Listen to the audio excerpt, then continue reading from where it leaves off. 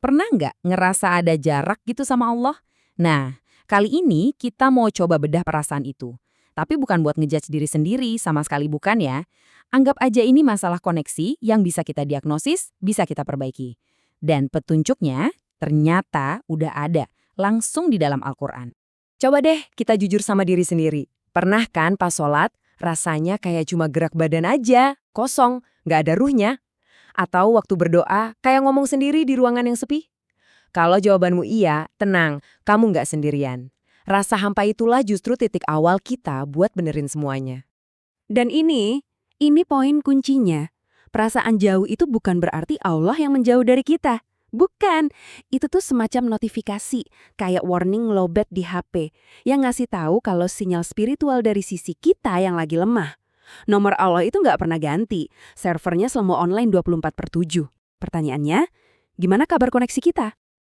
Oke, kita masuk ke bagian pertama, mendiagnosis apa yang bisa kita sebut LDR yang paling menyakitkan. Tapi kita nggak akan lihat ini sebagai nasib ya, kita akan lihat ini sebagai masalah teknis yang ada solusinya. Nah, ini dia metafora utama kita buat pembahasan kali ini. Bayangin aja hubungan spiritual kita itu kayak sinyal wifi. Kadang sinyalnya full bar, wish, lancar jaya. Kadang cuma satu bar, lemot, bikin frustrasi. Dan ada kalanya, no service, terputus sama sekali. Di sini, kita akan belajar jadi teknisi buat sinyal kita sendiri. Jadi, gimana dong cara memperkuat sinyalnya? Jawabannya ada di sini. Ternyata Al-Quran itu menyediakan semacam peta cinta, sebuah user manual yang presisi banget buat jaga dan benerin koneksi kita sama Allah. Dan peta ini intinya terangkum dalam sekitar 30 ayat spesifik. Di ayat-ayat inilah Allah secara terus terang, to the point, ngasih tahu kita, aku cinta sifat yang ini atau yuhibbu, dan sebaliknya, aku nggak suka sifat yang itu alias la yuhibbu. Inilah data kita, panduan langsung dari sang pemilik sinyal. Nah, yang paling luar biasa dari analisis bahasanya itu di sini nih. Kata yuhibbu itu bukan bentuk lampau atau sekedar janji masa depan. Ini adalah kata kerja dalam bentuk present continuous tense. Artinya apa? Artinya cinta Allah itu terjadi sekarang juga secara real time, kayak lagi live streaming. Begitu kita aktifin sifat yang dia suka, detik itu juga cintanya langsung mengalir. Bukan nanti, tapi sekarang.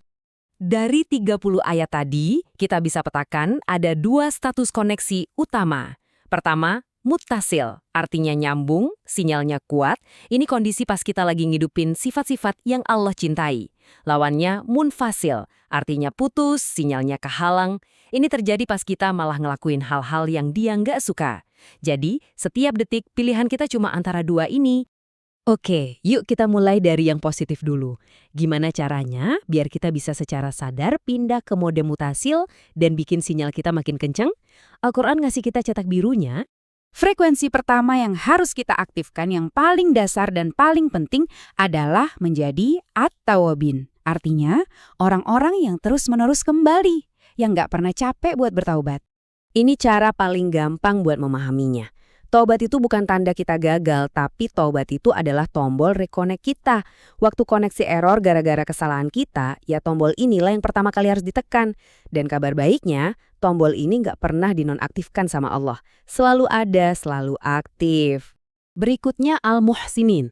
Ini adalah sifat yang paling sering disebut dalam daftar yuhibbu. Bisa dibilang, ini sifat yang paling dicintainya.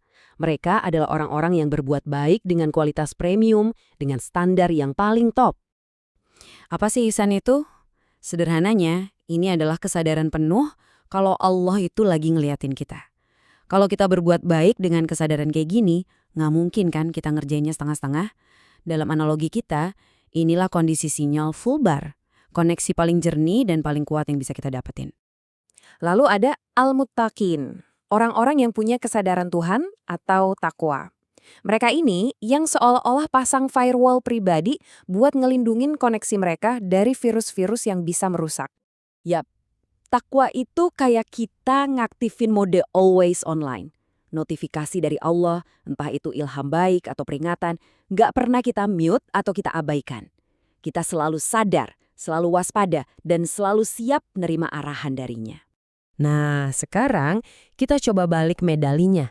Kita perlu tahu juga apa aja sih Gangguan atau noise yang bikin sinyal kita jadi lemah dan ngebuat status kita jadi munfasil alias terputus. Penghalang koneksi nomor 1, biang kerok yang paling fatal menurut Al-Quran adalah menjadi al-mustakbirin, yaitu orang-orang yang sombong. Kenapa sombong itu bahaya banget? Soalnya, kesombongan itu secara mendasar adalah ego block. Orang sombong itu ngerasa dirinya adalah sumber dari kekuatan, kepintaran, dan kesuksesan. Bukan sekedar saluran atau channel dari kekuatan Allah. Kalau kita udah ngerasa jadi sumber, ngapain lagi butuh koneksi ke atas kan? Ya udah, sinyal pun keblokir total, nggak bisa masuk, nggak bisa keluar. Gangguan umum lainnya adalah menjadi al-mu'tadin, yaitu orang-orang yang melampaui batas, yang suka kelewatan dan nggak tahu kapan harus berhenti. Uniknya, melampaui batas ini bisa kedua arah loh. Bisa terlalu ekstrim dalam memusuhi orang, tapi bisa juga terlalu ekstrim dalam beribadah sampai nyusahin diri sendiri. Dua-duanya merusak koneksi. Ini kayak overflow error di sistem, sinyalnya jadi rusak. Koneksi yang sehat dan kuat itu kuncinya adalah keseimbangan. Oke, coba kita lihat rangkuman visualnya di sini ya. Di kolom kiri, kita punya sinyal positif buat status kalimutasil, bertaubat itu tombol reconnect, berbuat baik itu bikin full signal, bertakwa bikin kita always online, dan sabar itu bikin koneksi stabil. Nah, di kolom kanan ini dia gangguan yang bikin kita jadi munfasil. Sombong itu ego block, melampaui batas itu overflow error, dan lainnya kayak zolim yang nyuri bandwidth spiritual, atau khianat yang merusak protokol kepercayaan. Ini peta diagnosis lengkap kita. Oke, kita udah punya peta diagnosisnya. Sekarang bagian paling penting, resepnya gimana? Gimana cara benerinnya secara praktis setiap hari? Nah, ini dia protokolnya. Ada 3 langkah yang simpel banget. Pertama, setiap pagi, lakukan daily signal check. Pilih 1 sifat positif buat jadi misi hari itu dan 1 sifat negatif buat diwaspadai. Kedua, pakai istighfar sebagai tombol reconnect instan. Begitu sadar sinyal lagi jelek, jangan nunggu, langsung tekan. Ketiga, pilih 1 aja noise buat dibersihin setiap minggu. Nggak usah serakah mau benerin semua, 1 per 1 tapi konsisten. Sebagai penutup, coba deh kita pakai analogi dari tata bahasa Arab buat nanya ke diri sendiri. Gimana status atau i'rab hati kita saat ini? Apakah lagi marfu yang artinya ditinggikan, hidup, dan tersambung dengannya? Atau lagi mansub, terpasang erat sama urusan dunia? Atau jangan-jangan malah lagi majzum yang artinya terputus, mati, dan sunyi? LDR atau tidak, pada akhirnya, semua kembali ke pilihan dan usaha yang kita lakukan setiap saat.